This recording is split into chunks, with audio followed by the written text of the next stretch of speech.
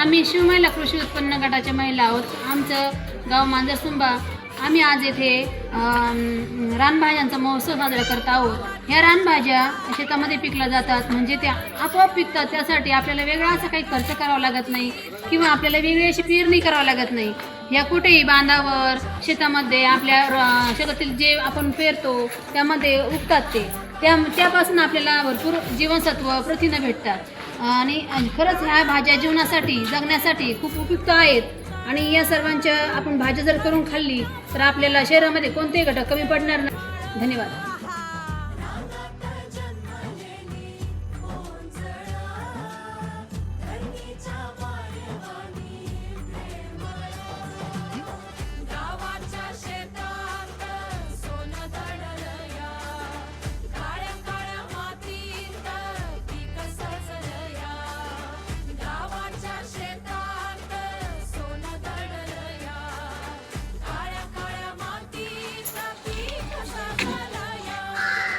टाकळा, त्याच्यानंतर आहे काठेमाठ, बहावा, आंबाडी, उंबट, आळू,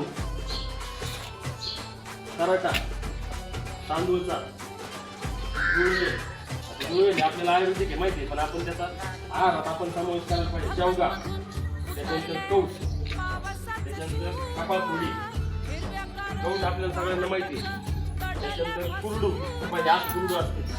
त्याच्यानंतर चिवळाची भाजी आपल्यातले काही जणांनी खाल्ली असते। त्याच्यानंतर करटुले सगळ्यांना माहिती असते। त्याच्यानंतर पात्री, त्याच्यानंतर काय केला एवढ्या प्रकारचा आपल्याला भाजीपाला या ठिकाणी उपलब्ध झालेला आहे। रानभाजी महोत्सव आजीच्या गोष्टींनी खास ठरलाय। एकच शेती करूया आपण। नाही ना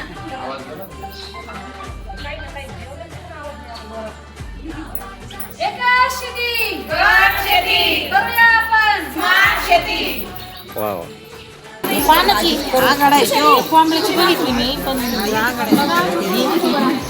हे काय येतं साऱ्या बांधाला उडलेलं पुढं हे ना सांगू ना, हे काय येते का सुद्धा नाही का सुद्धा त्याला किंवा फुले हे माहिती राजगिरा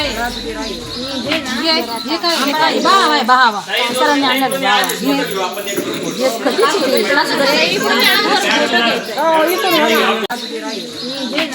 हे काय बहावा आहे बहावा सरांनी आणलं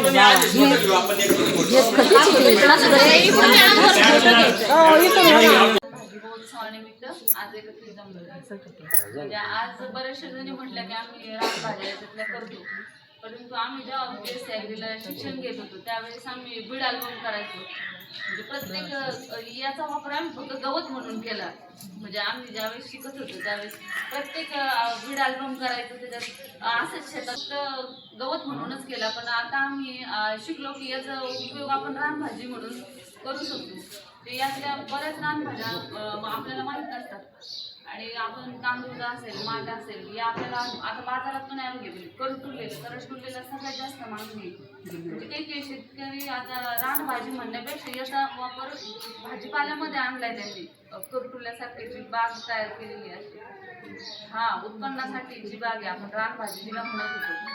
कुठेतरी आपल्याला वेल दिसते एखादी आपल्या बांधाच्या कडेला, परंतु तिला चांगला वाव आहे करटुल्याच्या भाज्या। आता आपले जे मोठे स्टॉल वगैरे मॉल वगैरे असतात त्याच्यात सुद्धा ते करटुल्याला मागणी।